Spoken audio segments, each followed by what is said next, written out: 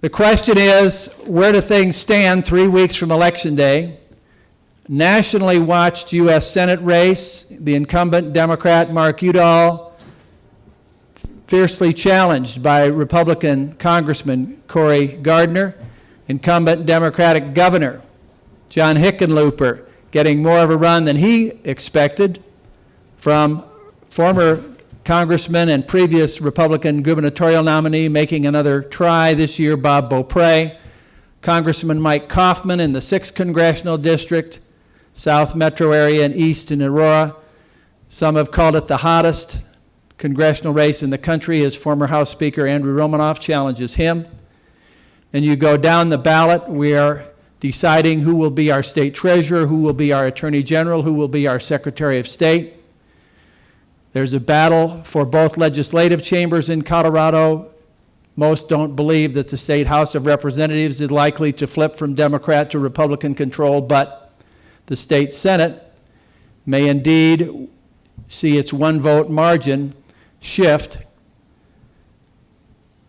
from 1817 Democrat to 1817 Republican. And then meanwhile, countless ballot issues in localities, one right here in Lakewood on whether retail marijuana shops will be permitted within the city limits. Some 22 ballot issues about marijuana alone, some of them about permitting the local sale and others of them around tax issues, from what some call this revenue bonanza to the state, as well as 4 major state ballot issues. Amendment, let's see if I can do it by heart, 67, how shall the term person be defined in the Colorado statutes? Constitutionally, Amendment 67 says a person should include the unborn child. Far-reaching implications and sharply contrasting points of view around that one. Amendment 68, should casino gambling be added at certain racetracks? It seems to be targeted to Aurora, and it seems mainly to the benefit of a particular out-of-state corporation. We're all for corporations here at CCU. We think, however, that they need lots of scrutiny. Once again, there is Dan Caplis. Give the number. 720-489-7700. I'm screening your calls for a fee, Dan. Also on the ballot, Proposition 104, which is about transparency, sunshine in school board labor union negotiations. Proposition 105, which would require labeling of certain foods, not all of them, sold in Colorado as to whether they relied on genetically modified organisms, GMOs. So that's the whole spectrum. We've asked our panelists to give us a few minutes by way of their opening thoughts and forecast. Then I know they will have interesting repartee amongst the 4 of them, and we will get all of you into the discussion as soon as we can. We're going to go first with someone that I've known for probably 30 years. We knew each other first as political partisans, I on the Republican side, he on the Democratic side. Both of us are more trying to shoot it down the middle now in a nonpartisan way and apply facts and data and fundamental truths in the case of Centennial Institute to the great public issues. Pollster Floyd Ciruli, will ask Floyd to lead off. We will then ask Dan Caplis of 710 KNUS radio. You can hear him 9 a.m. every morning, every weekday over there. He's been on Denver Talk Radio in previous venues over lots of years and has a fascinating perspective. Dan, we'll ask you to go next. Mike Littwin, seated on audience right. It's the only time you'll ever see him to the right of anything. Mike and I, we're sort of brothers separated at birth. I used to have him on my radio show one evening a month when I was doing talk radio for 710 KNUS. He's covered sports, but more recently politics and current issues for the Rocky Mountain News, later the Denver Post, and currently a web zine called Colorado Independent. And then we'll wrap up the 4 panelists' opening statements with Lynn Bartels, who covers politics in the legislature and does so always with flair for the Denver Post. Opening statement, 5 minutes or so. Nobody's got a tight clock on you tonight, but let's hear first of all from Floyd Ciruli. How's it looking 3 weeks out? Floyd Ciruli. Well, exactly as you would like it to be, close. First of all, let me, you went through the ballot issues, John, congratulate John Caldera. He may actually win a ballot issue, but more importantly, he got the endorsement of the Denver Post. And I think that was probably a record for him, and to say I don't recall him getting that endorsement. Well, we're just going to make sure it doesn't happen again, though. On transparency related to school board meetings and negotiations. I have been talking about with fellow pollsters around the country really all year as to whether or not there would be a wave. That is to say that there was going to be a very strong pro-Republican reaction or anti-Obama, anti-democratic reaction coming out of Washington, D.C. that was going to sweep over the electorate. So we sort of framed it as, would this be shellacking 2, or was this more like maybe 2010 light? That there was something going on out there, but it was not as intense. And as I told a few folks when we were talking earlier, we still don't see a huge wave for a variety of reasons, I think. But on the other hand, clearly Democrats are in deep water. And it's getting a little bit deeper. That is to say, it's beginning to settle where localized polls in a number of states were keeping Democrats ahead in a number of these states. And what the national polls were showing that Republicans were doing fairly well, 2 or 3 points on various generic tests. They're beginning to converge now, and there are only a few states where these Democratic senators, and many of them incumbents, are holding up, like Ms. Hagan in North Carolina. But increasingly it appears, not big, very small numbers, 2 points, 3 points, in a few cases 4 points, the Republicans are moving ahead, Louisiana, Arkansas, Alaska. And so will that trend stop at some point? Could it be countered by a very powerful grassroots, very sophisticated effort that came out of actually Colorado in 2010, was then adapted and improved by Obama in 2012 and is now being reapplied out here? Could a turnout operation change that?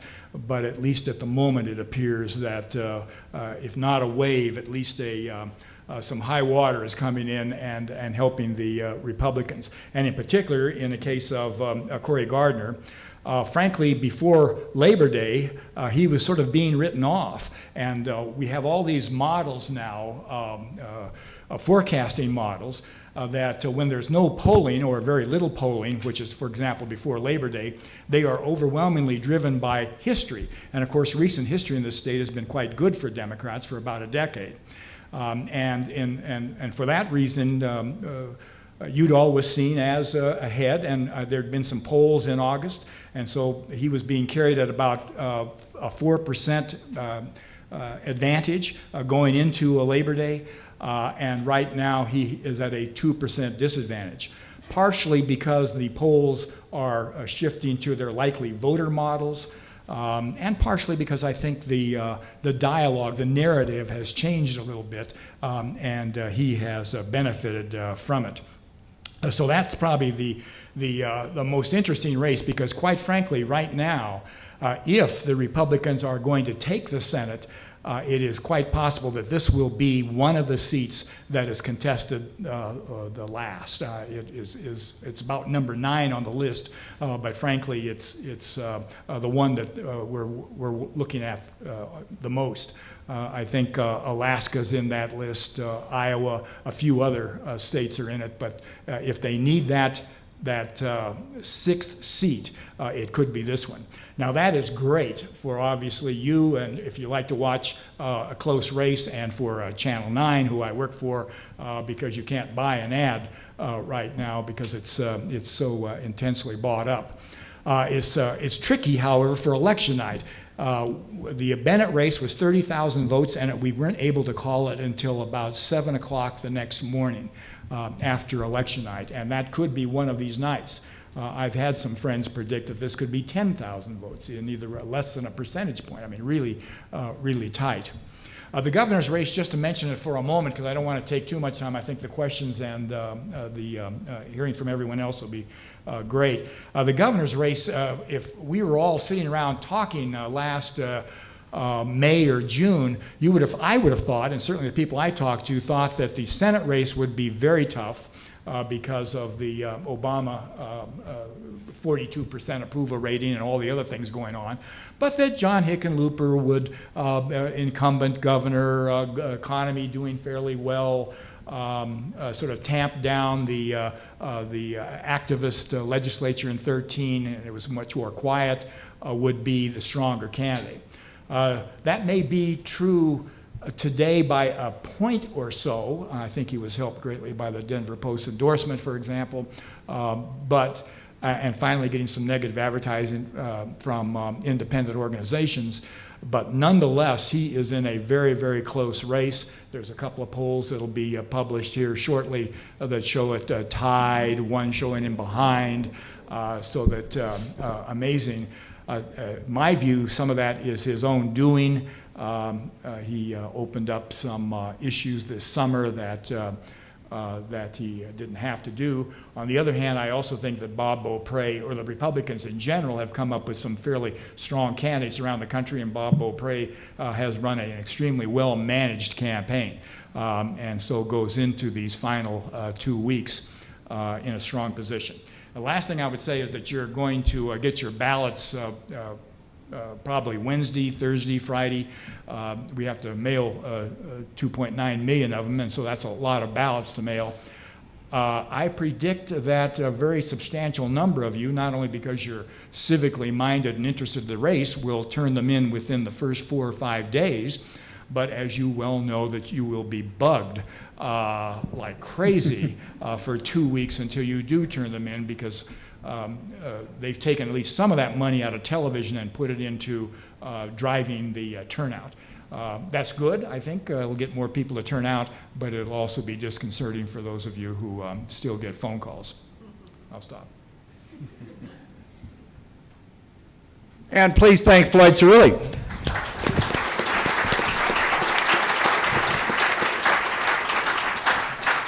Well, Floyd, as a former Nixon guy, I will make sure that everyone is bugged until No, so true. until they do exactly what we want them to do. Dan Caplis, I know that you've gotten a little spoiled, 8:55 every morning on 710 KNUS. Your usual setup man is Denver radio legend Peter Boyle, so it's kind of a come down that I'm the best setup man that you've got for tonight. But give us your additional perspective on these key races that Floyd has just sketched for us. Let's invert the order of his discussion. Do you see a path to victory, a decent likelihood that there's a Beaupre celebration 3 weeks from tomorrow on the 4th of November? Yeah, I think there's a high likelihood that there's a Beaupre celebration, and I think in the end, it's going to be a cocktail that gets Hickenlooper, ironically, and that cocktail is going to be a cocktail of death penalty, Amendment 2, and marijuana. I think, pun intended, marijuana is the sleeper issue in this governor's race, and it's toxic for John Hickenlooper. And what I base that on is, first of all, anecdotal, just living life and being out there in the community. My wife's a Democrat. I'm around a lot of Democrats. And I can tell you there is something brewing out there.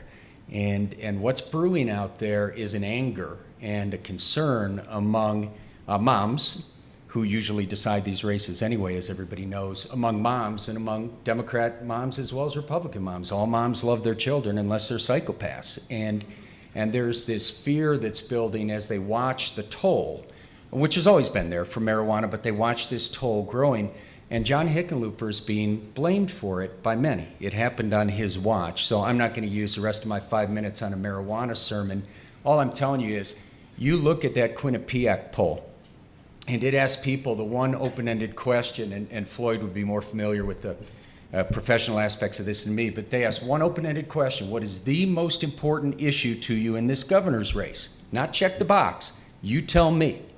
And more people said marijuana, then said gay marriage, then said social issues, then said abortion, then said women's issues, then said the budget. As many people said marijuana was the most important issue as said political party. More people said marijuana than education spending, and it was one tick behind illegal immigration.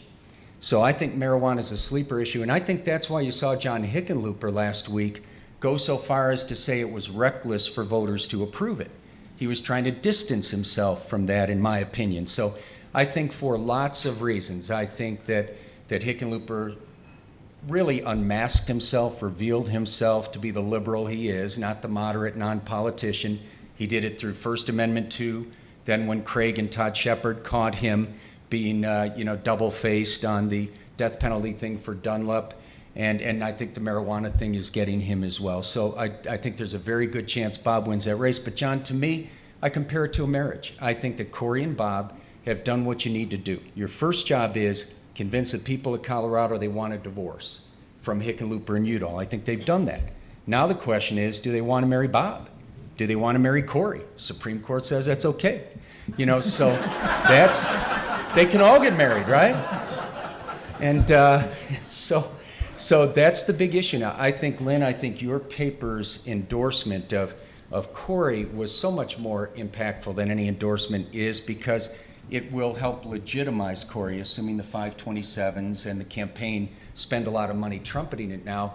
It'll help legitimize Corey as a rational guy, instead of the crazy psycho right-wing nut that he's being made out to be by these lying Udall commercials. So I think that Denver Post endorsement's going to be big in that race. And in Bob's race, and I'll close with this, I want to mention one other thing. I think it comes down to what my wife and I have talked about since, the day after I proposed her on TV, which is, a successful marriage is based on two things: solid foundation, but baby, then it's about the passion. And so I think it's all about the passion now. The foundation is there for Corey and Bob, but who's going to vote? Where's the intensity? Where's the passion? Who's going to show up? Obama built such a great get-out-the-vote machine in Colorado that the Dems have cashed in on. I think now it's about who votes. One other anecdotal thing I put great stock in, the mile-high test. And John Hickenlooper, I don't know, were any of you guys at the CU-CSU football game? You made it, okay, an actual eyewitness. But I was told by a buddy who was down on the field with John Hickenlooper, and then when we opened it up on the radio show, got a lot of calls, that when Hickenlooper went down to give some remarks prior to the game about Amy Van Dyken and just general welcome remarks, he was booed so loudly he had to stop his remarks. And this ain't Philly. I can't remember, John, I don't know if you remember any politician being booed lustily in Colorado at a public event. I don't remember that as part of our history. But I was never famous. A missed opportunity. But he was apparently booed to the point he had to turn to the people with him and say, I can't finish my remarks. To me, that represents something primal, something that's really percolating out there in Colorado right now, and people are mad at him. So for those reasons, I think, as unlikely as it may have seemed to some a few months ago, I think Bob Beaupre wins. And you're calling it for Gardner, too? Yes, I don't think that's very bold at this point, but yes. Well, we all knew that one of America's strangest but most heartwarming mixed political marriages was James Carville and Mary Madeline. Now you've heard it right here from him. The strange Democrat-Republican love story of Amy and Dan is right here on display. Mike Littwin, it seems only yesterday that the Democrats shocked the Republicans by taking the majority in the Colorado Senate for the first time in a generation. That was the 2000 election, and I very well remember your keen wit being exercised on reporting of the celebration that was going on in the Senate chamber when Democrats were ultimately handed the gavel after so long out of power. So, Mike, start by talking a little bit about what hasn't been focused on. Is there a chance for the state Senate to change hands this year? And then your additional thoughts on the other big races or any of the ballot issues. Mike Littwin. Yeah, I want to say that Dan has been predicting Republicans for the last 10 years, has been wrong on each one. So he might be right eventually. He is due. So the state houses are really interesting, obviously, and the question always comes down, as it does in every race in Colorado, it seems, that what happens in Jefferson County is what happens in Colorado, which is what happens in America. So really they could hold just all the elections in Jefferson County, save a lot of money, save a lot of time, and it's nearby. So it would work out for us. I think it would work out basically for everyone. So, you know, the Julie Williams factor will have reared its head in Jefferson County, and whether that becomes an issue that will almost certainly stir up Democrats. So if this is about get out the vote, which it ultimately will be, it's a question of whether that has stirred up Democrats, particularly Democratic women, to go out there and vote Democratic, and whether that will spill over into how many number of races it may decide. The whole country, right? What happened in a Jefferson County school board meeting. So it's really a toss-up. You know, when you have 18-17, it's very hard to predict. The Democrats are confident that they're going to hold both houses, but that is, you know, I wonder where confidence and delusion. There's often a very thin line between the two of them. If you look at the statewide races, Democrats are certain. And this is not like trying to spin. They're certain. Now, this is not to say that they're right, but they're certain that if the races are even, that they will win in the governor's race and the senator's race, because they believe that much in their get out the vote. And one of the things that's interesting that's happening this year is that because there is so much outside money, and because it has rained on the local television stations where they're full to the brim, is that the candidates themselves have a lot of money left over for get out the vote. I'm told that on the Democratic side, they're going to spend twice as much as they have before on get out the vote. And the built-in advantage that Democrats have is not that they're smarter necessarily, but they have a bigger pool to pull from on voters who might not vote. Republicans are more likely to vote. So if the two sides if they come out exactly even in what percentage of their voters they get, the Democrats have a bigger pool. If it's a very close race, as we think it's going to be, they believe that it'll push their candidates over. Like I said, I don't know the point between confidence and delusion. It's a very thin line, and I'm not sure which side Democrats are on, but I will tell you they are very confident that if they keep the race even, that they'll win. I think one of the really interesting things that's happened is the Denver Post, I should say, the Denver Post endorsement. Freudian. I know. Very Freudian. I know. So the Denver Post endorsement of Cory Gardner. And as Dan said, whether it gives legitimacy to Cory, I think, you know, inside politics, we all know Cory Gardner very well and know what a star he is as a candidate. But Cory still has, you know, run in one district, never run for a statewide office, isn't as well known to the general public as he is to us up here and to people in this room. So that's why the Democrats raced and began very early with their trying to tie Gardner to being a Ken Buck the next time, and to define him on social issues. And so the problem that they're facing is that it's a long campaign, and because they started early on social issues, people have gotten sick of that as a single campaign issue. And for the Denver Post to have basically made their endorsement based on the fact of Udall's campaign centering so much on what Lynn Bartels is being quoted across the country as saying Senator Uterus, and that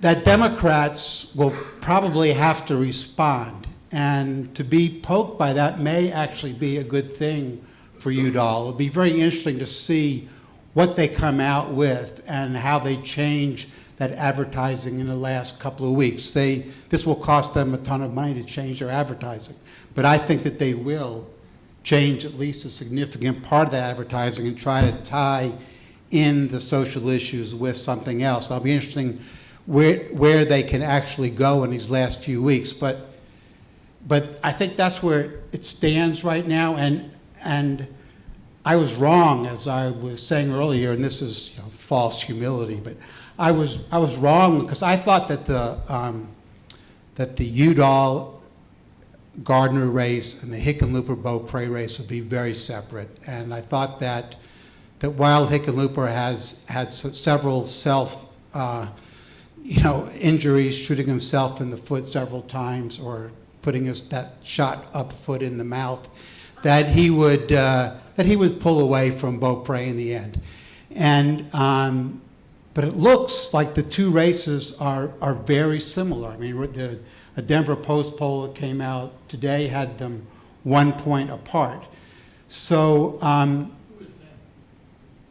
saying that the Hickenlooper and Udall were 1 point apart. They had Beaupre ahead by, was it Udall ahead by 1 point, or Hickenlooper or Beaupre? Cory Gardner, 45%, Mark Udall, 43%.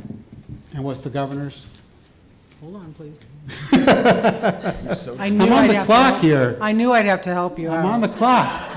Bob Beaupre, 44%, John Hickenlooper, 45%. Okay, so yeah, so they're virtually even, and I thought that Hickenlooper would be well ahead of where Udall was, or by well ahead, I mean 3 or 4 points. So I think there's excellent chance, and this is good for Republicans, I think, that it's generic R&D and that the candidates themselves don't matter that much. If that's the case and it leans ours, it's sort of starting to look at this leaning, and that might give the Republicans a chance to sweep those two races. isn't the new Udall ad up today? That Cory Gardner is the ISIS executioner. And, after all the guys with a mask on, you can't tell. I thought that was Gardner on Udall. I thought that. I've seen that. I've seen that ad. And Cory's pro-Ebola, Udall says, right? So, yeah. I thought it was Kaufman. No, there is. They sent out something saying, can you believe now they're saying we're pro-Ebola? Mike Littwin, there is no need to apologize for your false humility. And false humility is better than none. It's a start. It's the only kind I can come up with. The man that Colorado's barber and hair salon industry loves to hate, Mike Littwin. In fact, my crack staff, I think, has arranged, Dan Caplis, that if you would reach under your chair, it might be possible for you to channel your inner Mike Littwin. How do I take this one off? Mike, any gloomy tips? And there is no front and back, don't worry. I just wish it weren't quite so gray. All right, there you have it. Oh, the mustache. The photo op is for... With the stash. Oh. Get together after this. The photo op is for later, okay.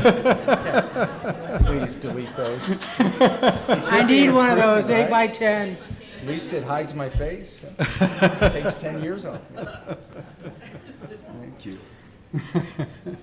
All right, Lynn Bartels, you got not one or two, but three tough acts to follow here, but I know you're fully up to it. Give us your sort of wrap-up from what we've heard from Mike, Dan, and Floyd, and some of what you're picking up as you follow these candidates around and confront them in debates. Okay, thanks. Hey, everybody. I recognize a lot of faces here. That always worries me.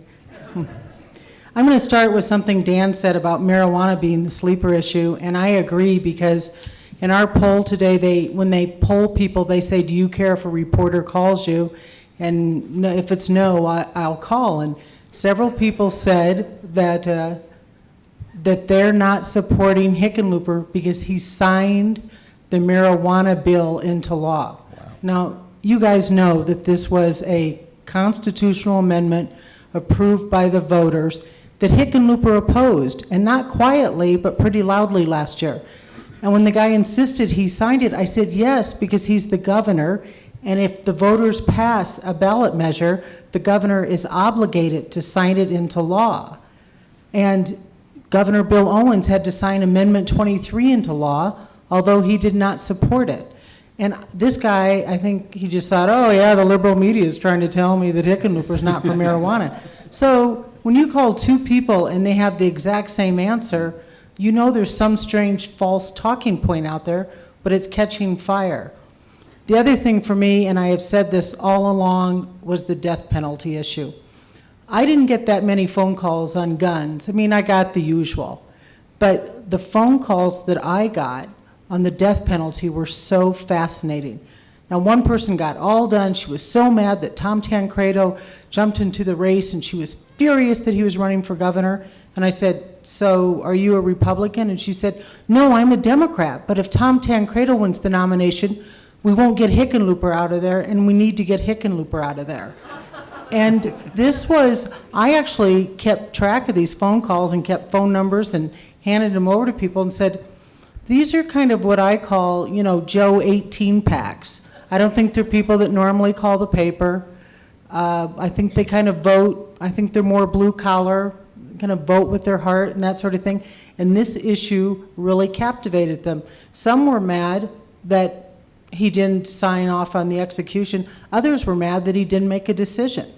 And I think that that decision has haunted Hickenlooper for a while. If you go back to the gun thing, he goes and meets with the sheriffs this summer. Really? You know, in his heart, he still owns a restaurant, and he's trying to convince somebody, your burger was cooked okay, really, really. I'll make you another one. Do you want me, how can I bring you back? If I give you free drinks, will you come back? And at some point, you have to cut your losses. These people aren't going to pill you. There was a million things out of there that nailed him. I have talked to Democrats who are so frustrated because they really thought by August, et cetera, they were going to be able to do a full court press on Cory Gardner, and said they're splitting their time with the Senate race, the governor's race, CD6, although I don't think that's been a hot race for about a month. But those are some things that are going out there. I think no matter what happens on November 4th, the winners in this election are Cory Gardner and Bob Beaupre. I mean, Bob Beaupre lost by 17 percentage points. I think it's more than that. Remember, Denver basically shut down. Their system was so bad on Election Day. He's come back to scare the hell out of Democrats, and I mean scared is not the word for it. Then you look at Cory. When he entered the race, everybody goes, oh, he just gave up a safe seat for nothing. Now he's got momentum, although I think Mike Littwin disagrees with that point. Let's go a little bit to the legislature. Mike is absolutely right about Jefferson County, but it's not just Democrats that are upset with the school board. We had a story in today's paper about Jefferson County, and it was an unaffiliated voter, and the first concern was what's going on with the Jeffco school board. I remember when this first broke, and I was talking to a Republican who said, seriously, what is wrong with this? They couldn't wait till November 5th to bring this up? I mean, it has become a sticking point, and although maybe it won't influence the governor's race and the Senate race, I think it's definitely going to affect the legislative races in Jefferson County. I mean, that's where the control is. I see Larry here. I got beat up on Twitter for defending Larry Queen. How's that? By saying, hey, Larry's nice. Larry's okay. The left was after me, big time. I don't think you can take the House. I think it was too gerrymandered, quite frankly. I think the House is safe. But I do remember that after the lines were redrawn for Jefferson County for the Senate races, Mario Nicolai said, if Republicans don't win the Senate in 2014, it's their own fault. And they may be headed there. And I think part of this, has less to do with the Jefferson School Board than I think it was the June primary and what happened with some of the results in those elections. So I think that, I think those are things to watch in that race. I'm going to go a couple things that I wrote down here. The endorsement. I read the endorsement when you read the endorsement. I had nothing to do with it, although people think that because of the Mark Uterus line, that I played a role in it. But I think what I did, I quoted Amy Stevens as saying, you know, we call him Mark Uterus, and who knew that that would become a national line? I mean, it's repeated everywhere. But in 2003, the Rocky Mountain News endorsed John Hickenlooper for mayor, and they did it incredibly early. Back then, the tradition was like 2 weeks before the election, you did the endorsement. And they did this like in March, and the election was weeks away. Hickenlooper at the time was tied for 5th out of a 7-man field. Even though you could see he was going places just the way he talked, Dick Wadham said that endorsement is the single most powerful, effective endorsement I've ever read. It never even mentioned anybody else. Well, Hickenlooper's people had to hire people to answer the phones and help after that endorsement appeared. And I think if you fast forward, the Cory Gardner endorsement has much that same impact. I don't think it would have affected Udall. Most people think, of course, the Denver Post is going to endorse the liberal in the race, and of course they did. And they not only endorsed Cory Gardner, they did it in very hard-hitting language that I think resonated with people. The Gardner people tell me that when they saw it come up on Twitter, they screamed so loud in their headquarters that the other tenants in the building came running because they thought something was wrong. But they knew the impact, and I think, you know, their big thing, they had a great week last week. They beat Udall in fundraising. They feel like they beat him in debates, although I think the Denver Post debate was a draw. I think you have to give the edge to Cory Gardner when you have the phrase Mark Udall being used in almost every national political publication. I don't know what's going to happen on Election Day, but I think it's going to be very different than what people thought was going to happen maybe 6 months ago. We'll see. Lynn Bartels, thank you.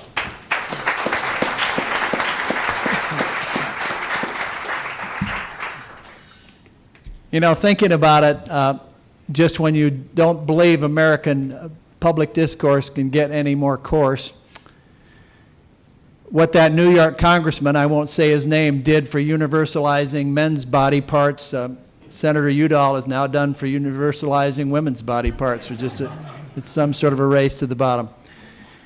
I want to take off on something that Lynn just said about the Denver Post endorsement and ask the panel to comment a little bit on the changing media landscape in Colorado, and we're a microcosm of the media landscape nationally, where the Denver Post is the last standing as far as a major daily in Denver and the most influential paper, certainly in the state of Colorado. And in the different regional markets, you've got the Gazette and the Sentinel and the Coloradan and the Durango Herald and a few others. But how, I ask you, Mike Littwin, and you've migrated to web-based publication for opinion and news. I'd ask all of the panelists, how has the hard times of newspapers changed political reporting and the information that's available to voters, political discourse in Colorado? What do you think, Mike?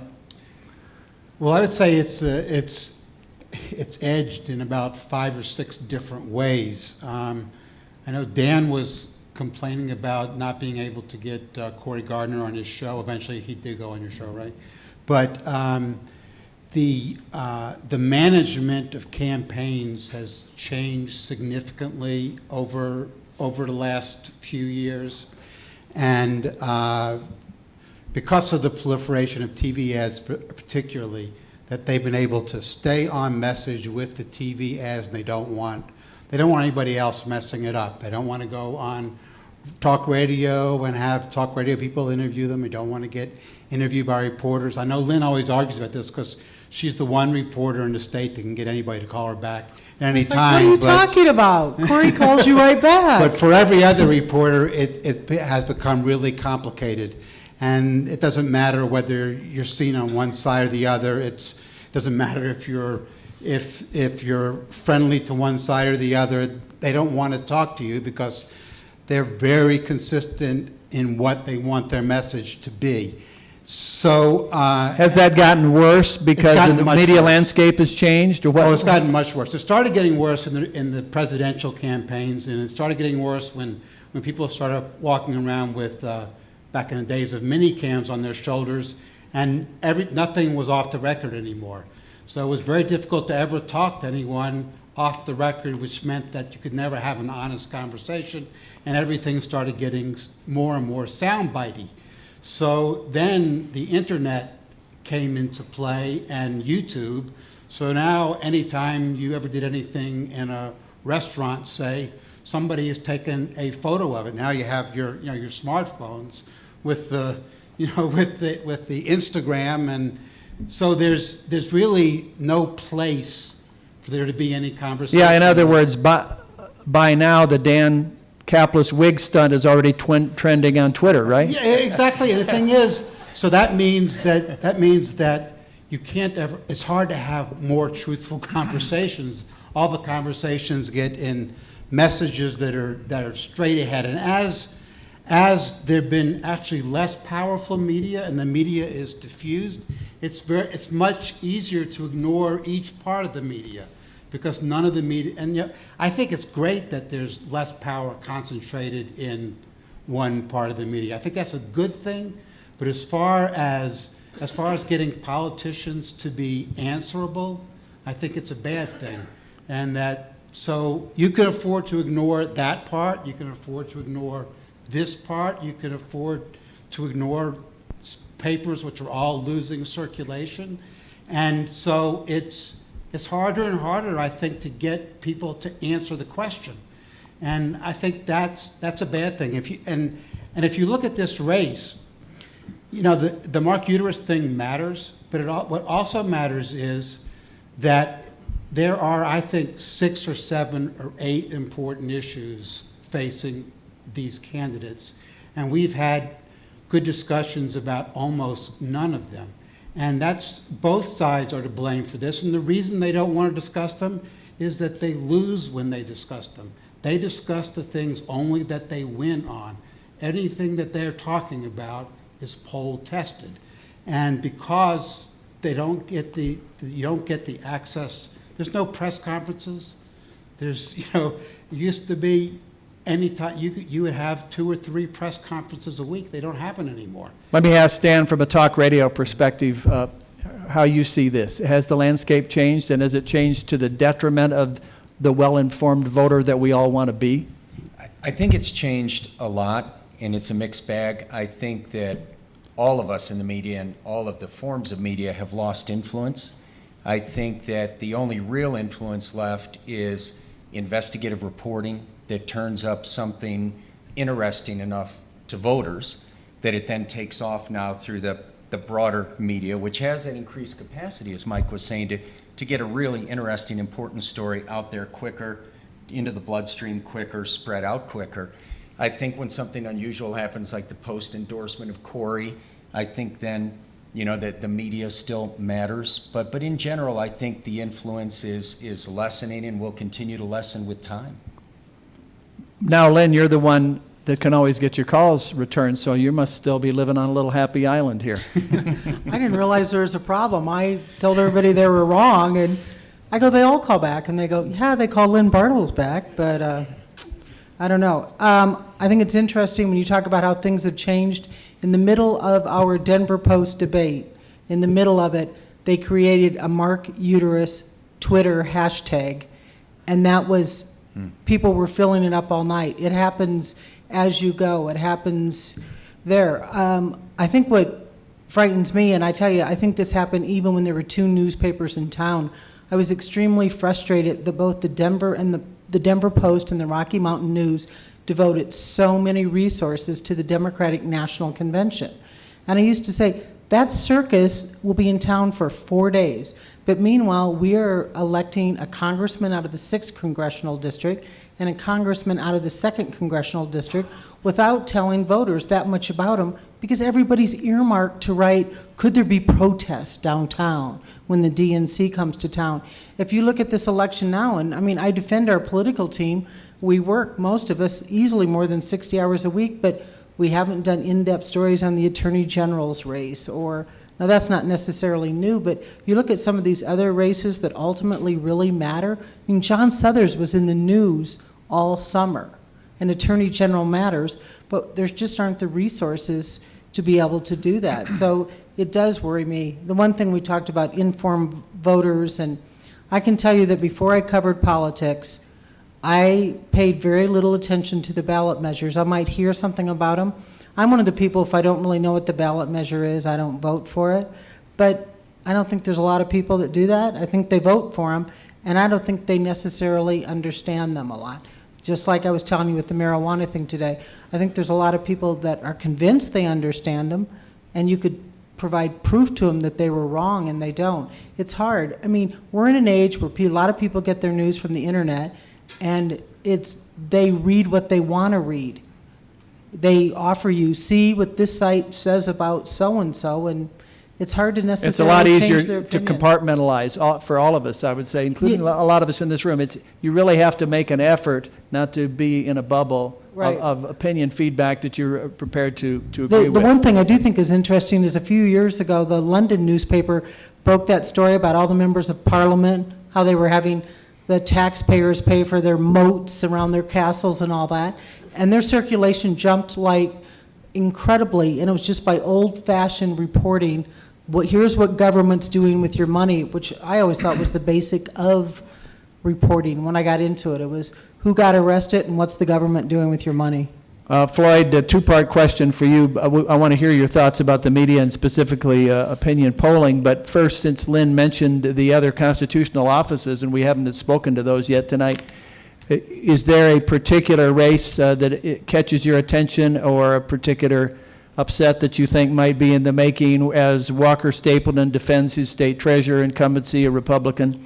Then you've got an open race for Secretary of State because Scott Gessler stepped away to run for governor in the Republican primary, and you've got an open race for Attorney General because John Suthers is termed out. Any of those races we should be watching?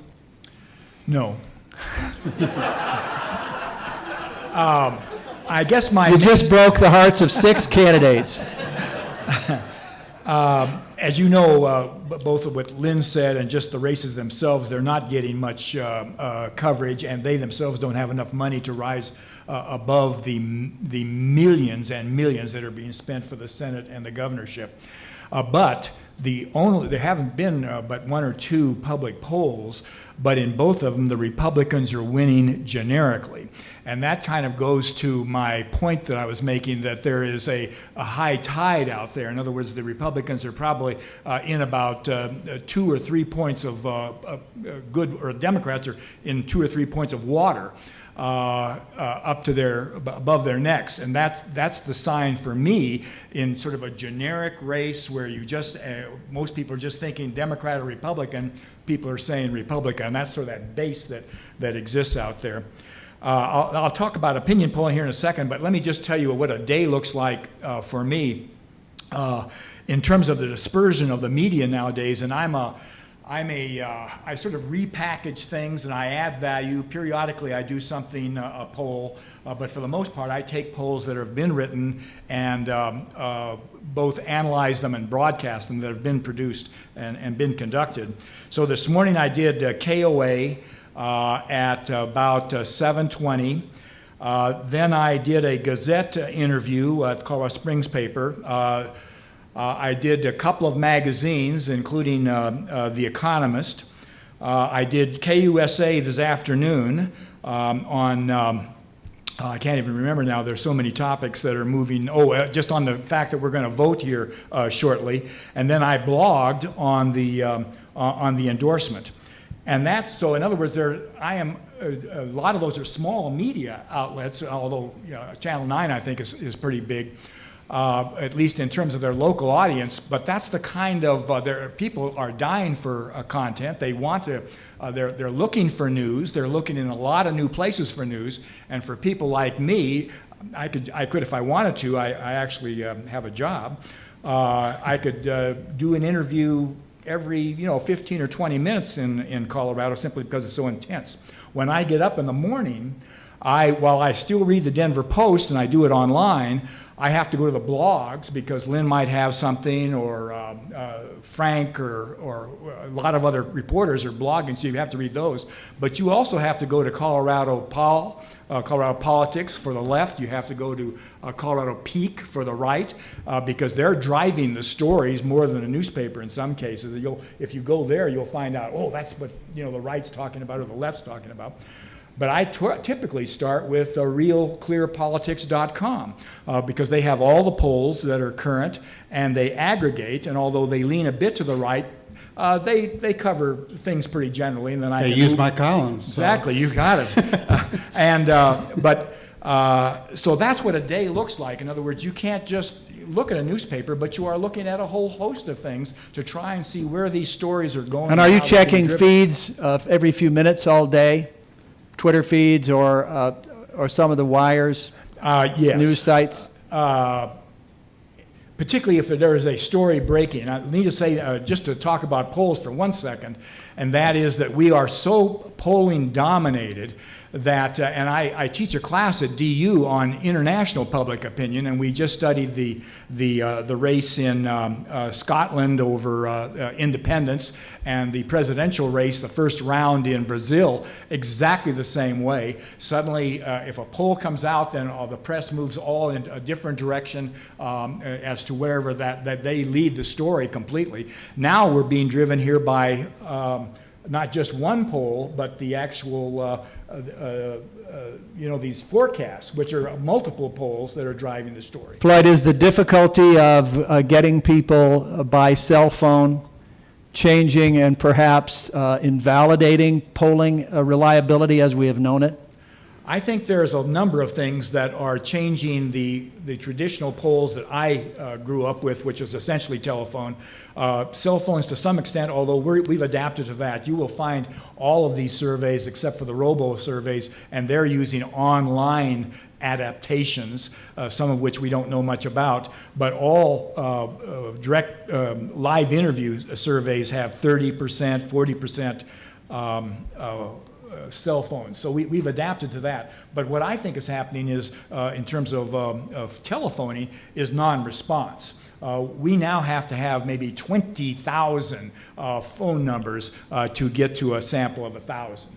Whether it's a landline or wireless, people just aren't answering. Exactly, they're not answering, and they're getting so many calls, they're not answering. So I think that by the time I get ready to retire, we will be almost entirely, and I'm still very skeptical of it, but I think we'll be entirely online, probably doing panels. And as you know, there's now panels for the New York Times. They've partnered up with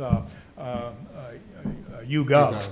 And which is very big in Britain, and they did a lot of the Scottish independence polling, and it seemed to be all right. So they're doing it here now. Was that fairly well called in advance by the pollsters, the Scottish vote? It was. They thought it was going to be a little closer. They thought, I think the last surveys I saw thought it was going to be 6 or 7. It was 10, but they were on the right They didn't side miss it. and moved in Yeah. the right direction.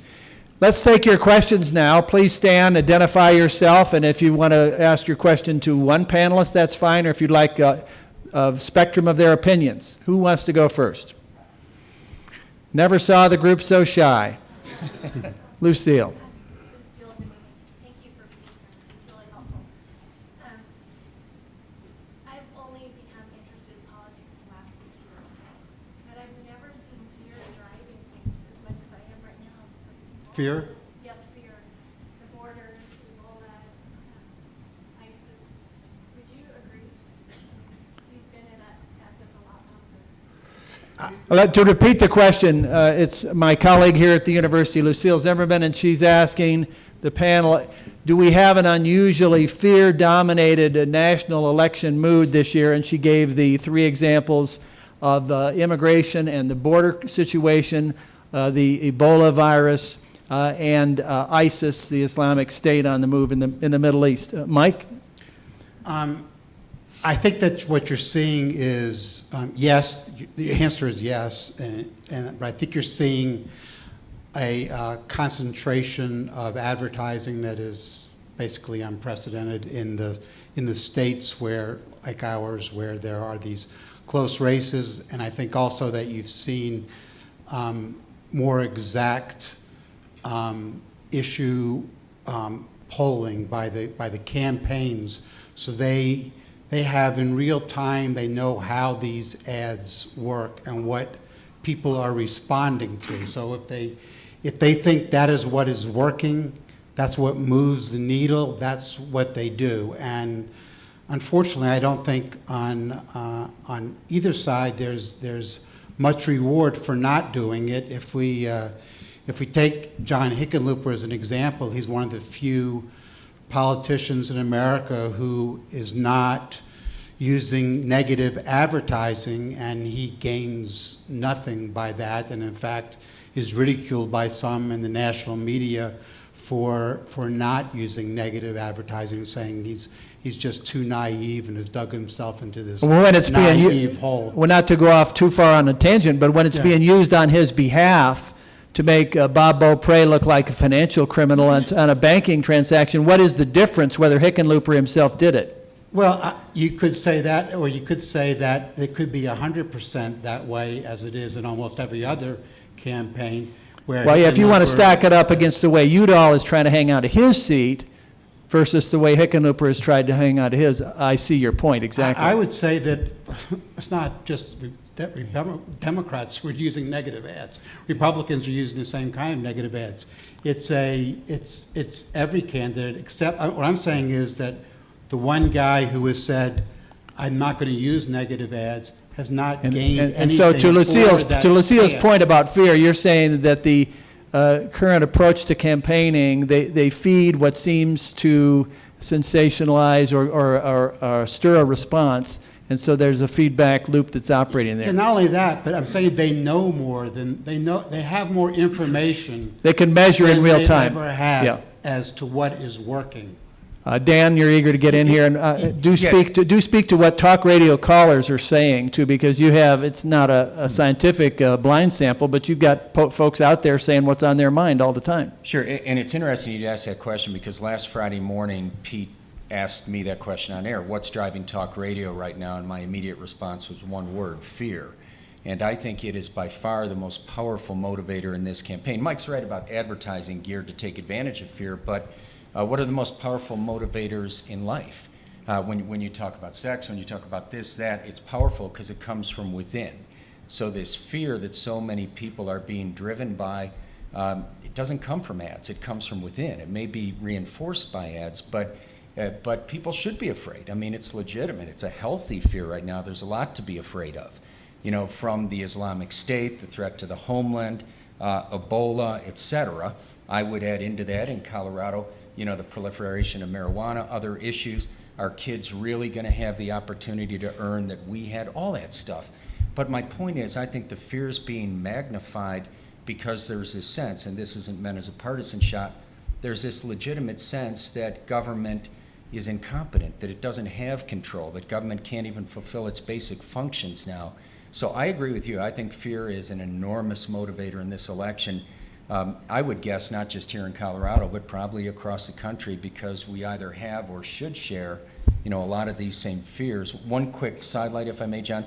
To Mike's point, I think that John Hickenlooper is the most devious of the negative advertisers, because Bob Beaupre was telling us about how when John called him after Bob won the primary, and John said, hey, Bob, I'll be good to you, but, you know, I can't control the people around me. So I think this has been a scheme from day one.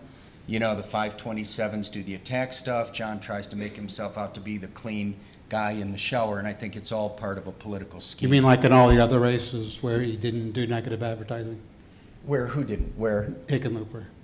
Oh, right, but I think you saw the same game being played. This is, really? Yes, there were all these 527s working in the mayoral races and in the first governor's race? Where were those 527s Well, I working? can't speak to the mayoral race, Mike, because I honestly don't remember it that well. But I don't. Where were you? But I just honestly. Yeah, but wasn't- you remember 2010. As we said to Corey Gardner, answer the question. What were the 527s going after Hickenlooper in 2010?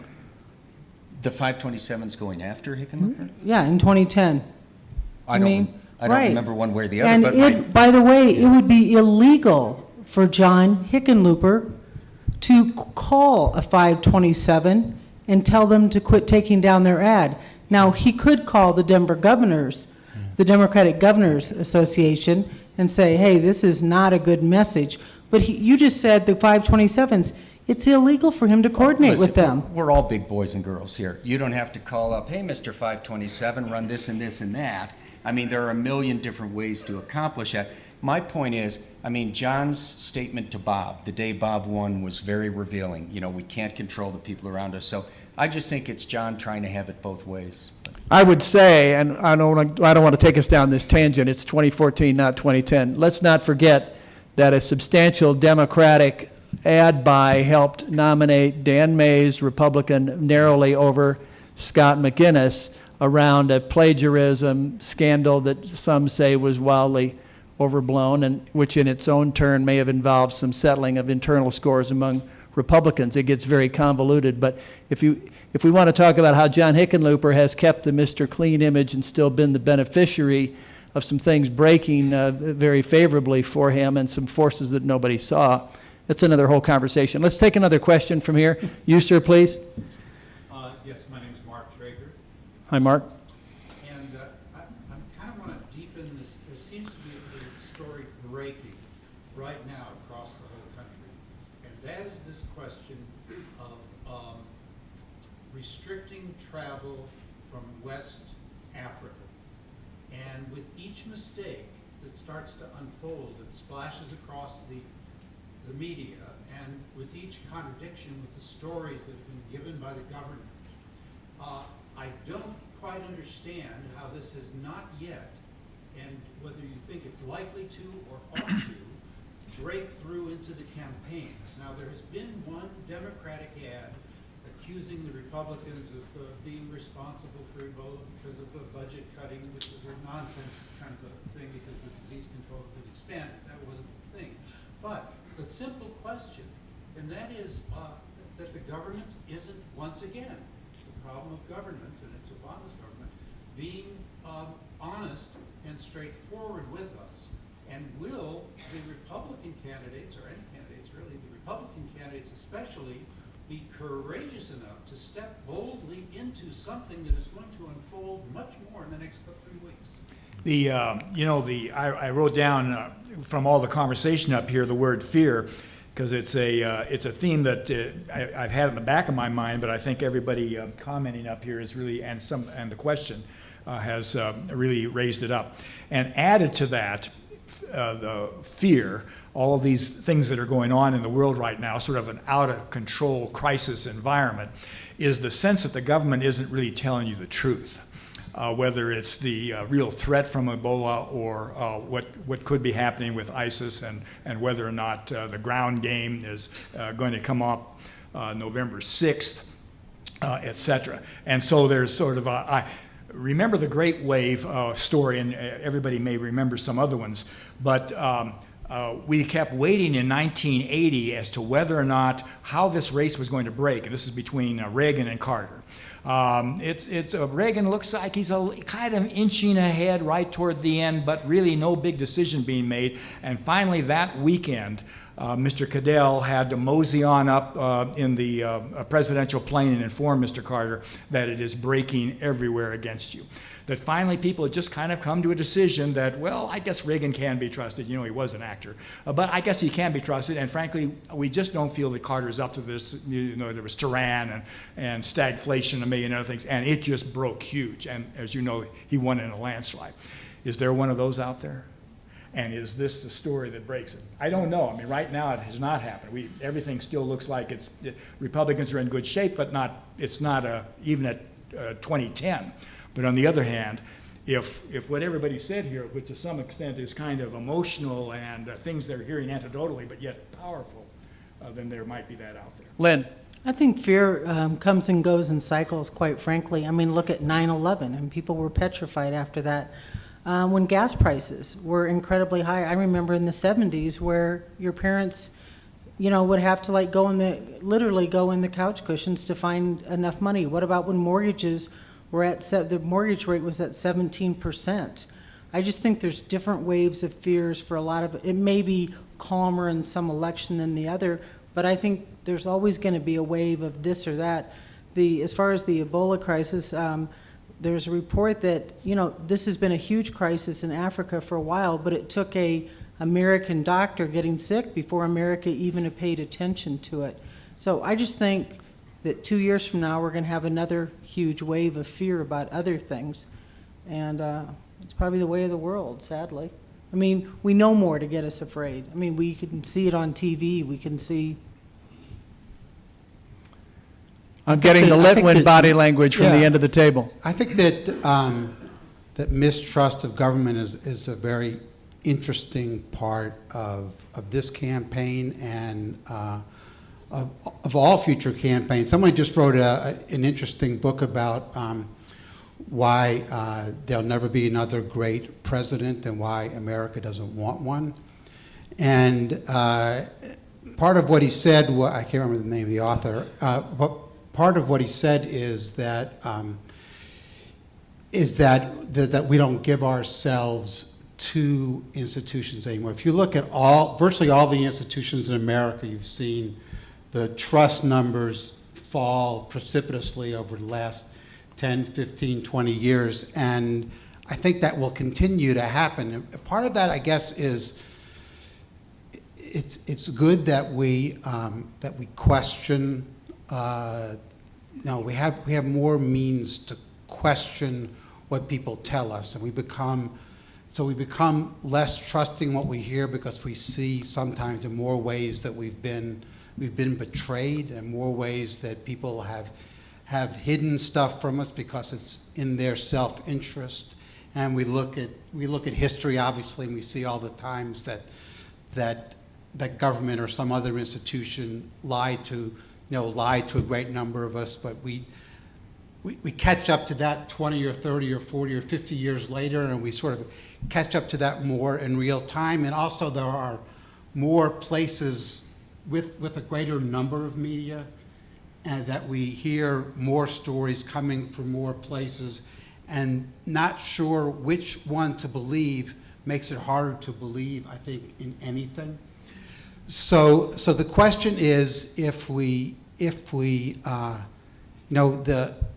the two last presidents now have had two of the lowest polling numbers, I guess, since Harry Truman. And so it's probably not coincidence. It's probably not that the two last presidents were the two worst presidents. It probably has to do with the fact that of the time that we're in. And so the question is, can a president succeed ever again? And that comes down to the next levels of government, and maybe to all levels of government. If you look at, you're talking about Hickenlooper being booed, and if you look at the voter approval numbers for governors across the country, they're remarkably low in both parties. In almost every state, there's hardly a state where you see governors over 50%. And I think Floyd would know this better than I, much better than I. But if you would look at, I think in 20 years ago, that wouldn't have been the case. Floyd? Mike, I think that's an interesting line of discussion. On the other hand, in the case of John Hickenlooper, you and I both love sports, and there's such a thing as an unforced error that changes the course of a game. And the Seahawks didn't make the snap go over Manning's head in the opening series of the Super Bowl, nor did anybody make the Giants pitcher throw the ball down in the left field corner and throw away a ball game with it. The Giants ultimately win the series, but nobody made Hickenlooper do the Dunlap stay of execution. Nobody made him, as Lynn pointed out, go in and try to have it both ways with the county sheriffs. So unforced errors are, I think, part of Hickenlooper's problem, not just a sour mood about Americans Yeah, I would, I toward would their say leaders. you're certainly right. Hickenlooper is specific. I was talking more about this mistrust, but you know, Hickenlooper has made some unforced errors. Let's go to Well, further wait, questions from Can out I here. just, one Yeah, Lynn, second after please. that real Yeah. quick? And to show you how that trust level keeps going down, when Hickenlooper was mayor, his polling numbers were so high that our pollster said he ranked up there with Mother Teresa and John Elway. In Hickenlooper's first year as governor, his approval ratings were lower than Bill Ritter's first year as governor. Hickenlooper was more popular. But each year, as Mike said, it's more of a natural thing now to say, I don't like the governor if he's in another party. Well, but wasn't he sky high after the floods a year ago, Lynn? Hickenlooper? I believe he was. That's You know, how I his best recall it. numbers, his best recent numbers were during the election. He did recover a little bit during the flood. What hurt Hickenlooper initially was the misfortune he had of the Democrats winning the House. When that happened, they simply took off on an agenda which he did not, some of which they inherited because of the terrible tragedy back east in terms of guns, but which he did not manage very well. And by the time he got done with that session, he was no longer seen as sort of a nonpartisan centrist. Then, of course, he immediately made the Dunlap decision in like May or June. So May by the 28th. time he got down to the recalls, he was in the low 40s. Hugo, you want it in here? Hugo Chavez Ray. Just a quick point on the governor's popularity. In Mexico, Susana Martinez is running a 70% approval rate, and she's a Republican in a very heavy Democrat state. So that's a good point there. I would like to touch a base on the recent poll that came out regarding Hispanic voters and how Bob Beaupre is running within 2 points of Hickenlooper in that category, which is, I think, significant in light of all the media that you hear about how Hispanics are heavily in the Democrats' camp. So I'd like to give some commentary. I haven't seen that, and you can look at yours. It was in our poll, and I'm not certain. All the numbers I've seen, it's much more substantial. The question that I've seen, and maybe Lynn will have something, but the question that I've seen is, or the question that's been asked is, will they turn out? Because the Hispanic community is very ambivalent toward the administration on immigration, generally upset with sort of both parties, and also generally disinterested. Nothing has really engaged them to any great extent. So I think that the challenge for the Democratic Party is getting them to turn out. But I don't know, is there a breakout on... It's not in what I brought here, but I heard the people around me who were doing the breakout part say, wow, did you see this with Hispanics going for Beaupre? So I think, I didn't bring the written story, that's what you might see. Well, that would be news, believe me. If that's, and if it wasn't an anomaly, it was a trend. That's a big problem for the governor. Dan, let Dan in Yeah, here. and I think it follows another trend which shows these traditional models starting to crumble. I would submit under the weight of failures of leadership and governance by Democrats, and Democrats revealing themselves as being much further left of center than they pretended to be. But here it is, women. I mean, there have been a series of polls in a row, and correct me, Floyd, if I'm missing some or cherry picking, but a series of polls in a row over the last 10 days that show Democrats' traditional lead among women shrinking dramatically. Mark Udall was down to a 5-point lead among women in last week's Fox poll. Lynn, I think the polls you guys put out today showed the lead among women in both of those races, if I remember right, narrowing. So I wouldn't be at all surprised if, you know, Latinos as a subgroup, women, men, if you were seeing those shifts across the board, but you're seeing it with women. So we may be seeing the end of, or at least a tremendous tapering off of the war on women as an advertising strategy. It'll still be used to target, but I think it may be truly wore out, because the other thing that comes out of those polls, Dan, is that while there still may be a gender gap of 5 or 7 points or so, the gender gap with men in favor of the Republican is twice that. Now, more women tend to turn out, so it sort of bounces a bit, but one explanation for Republicans winning many of these races is because they are getting more men than they're losing women. And hence that sort of myopic attack type of ad is being counterproductive. Larry Queen. Based on what you guys have said, I'd like to change my name to Generic Republican. That's great. One of the funny things that I've seen in a lot of polls. Hey, Larry, just for context, tell folks the number of your district and what towns are in it and who you're running against. Well, boy, there's the softball question. I'm in Senate District 20, which is sort of the west part of Jeffco, and then it is all of Wheat Ridge. So it's a real thin district, except in Wheat Ridge it gets real wide. And the incumbent is? Sherry John, who's been serving for 14 years. That's her official title.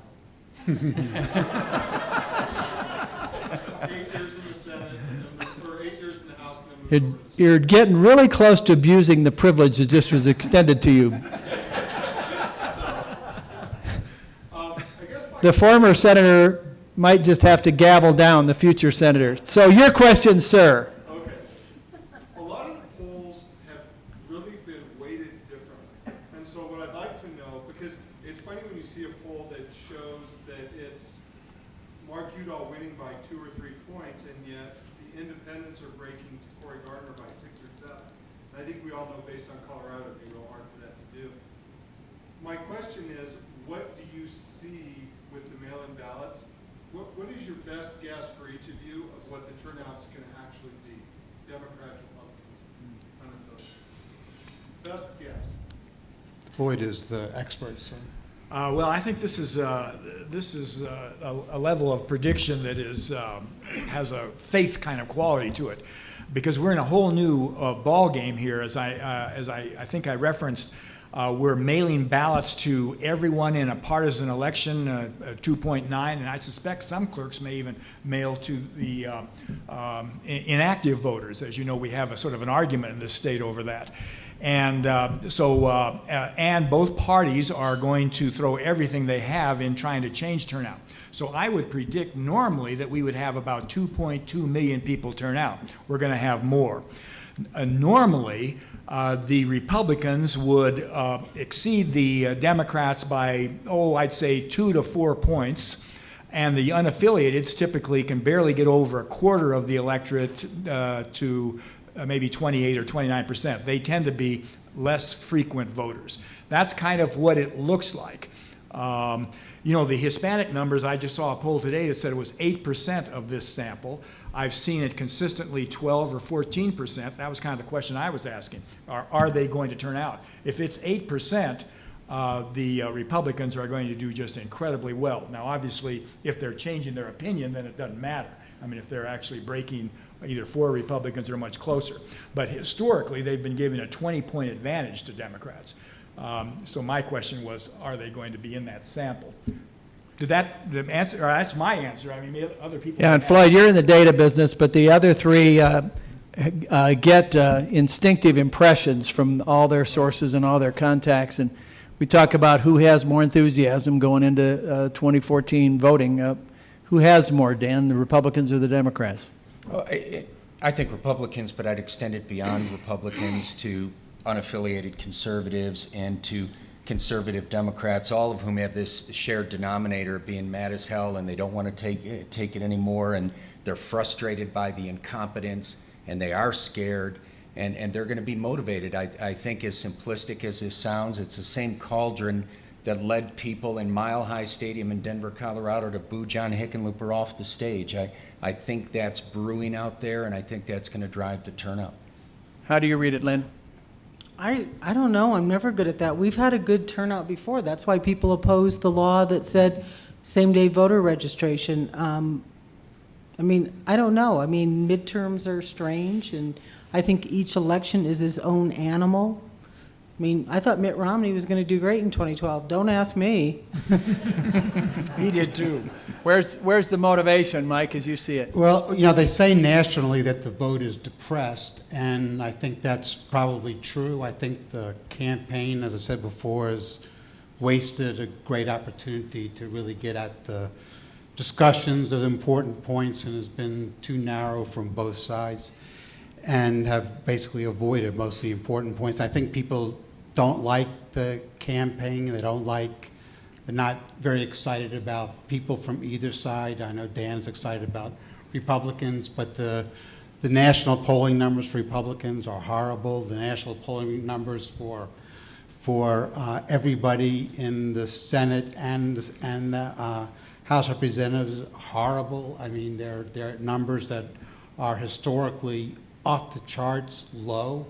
People are not happy about the dysfunction in Washington. Both parties get blamed. I think one of the things that's interesting about Colorado is that if you take the generic races, as you were talking about the down ticket races, if you have a generic R is basically win those down ticket races. And I think that suggests something about that Colorado residually is still, slightly a Republican state to me. But what Republicans have lost on for the last 10 years is the issues. And And the mechanics of the races, the technical side. well, yes, to some extent, but when you lose every top ballot race for 10 years, there's something more going on than that. So, the question is, have Democrats misplayed the issues this time? I think if you find Democrats have misplayed the issues, then Republicans have a really good chance to win. But Dan keeps talking about an explosion of dissatisfaction when the polls are almost dead even. So perhaps people who aren't Dan don't exactly feel that way necessarily. Hickenlooper won with 51% of the vote last time. So, he's going to get something very close to that this time. Yeah. But Mike, I meant that in the context of turnout. I mean, I understand talking to a pollster on the phone, people are still pretty evenly split on different issues, ideology. I'd still suggest Colorado is more with the GOP on the issues, but has been beat by better Dem candidates and tactics and the circular firing squad we love as Republicans that fortunately we retired for this cycle. So I meant that in the context of... I know how losers deal with losing. Same way that I have, is that you say, if only people understood what I was saying. No, the way we deal with losing is by winning, which is about to happen. Yeah. It's 90 minutes in, and we want to respect your time. I'm sure that the panelists will be delighted to stay around and chat informally afterward. I want to take a lightning round to close up here and ask each panelist to give us something in the context of looking back a few years hence, 5 years hence, 10 years hence. We've talked about elections past and what we remember about a particular election. I'd ask the panel, what do you think will be remembered in Colorado about this election, 2014, by way of a name or an issue or a trend that will have really made a difference when we count the votes 3 weeks from tomorrow? Just go down the line, start with Mike, and just come this way. Yeah, I think it begins and ends with Cory Gardner, that Cory Gardner is far and away the best candidate that Republicans have, and he is running in a year that is favorable to Republicans. He's a very charismatic, smart guy, and he's run, I think, a good campaign. If Cory Gardner loses, if he doesn't win, I think it spells very much trouble for the future for Republicans in Colorado, and it would suggest that a very purple state is turning increasingly blue, and I wonder what it would mean for 2016 if, particularly if both Republicans were to lose, how much Republicans would play in this state in 2016. Floyd, an issue, a name, or a trend that will put its mark on 14 in the future? Well, I would second Mike's thought on the significance of the Cory Gardner race. Keep in mind that the national trend, to some extent, toward the Democratic Party actually started in Colorado to a large extent in 2004 and 2006. It was their mastery of the get out the vote, their nomination of candidates that appeared a centrist, Ken Salazar, Bill Ritter, that was watched and duplicated to a large extent around the country. I would suggest that if Gardner wins, it will change the Senate.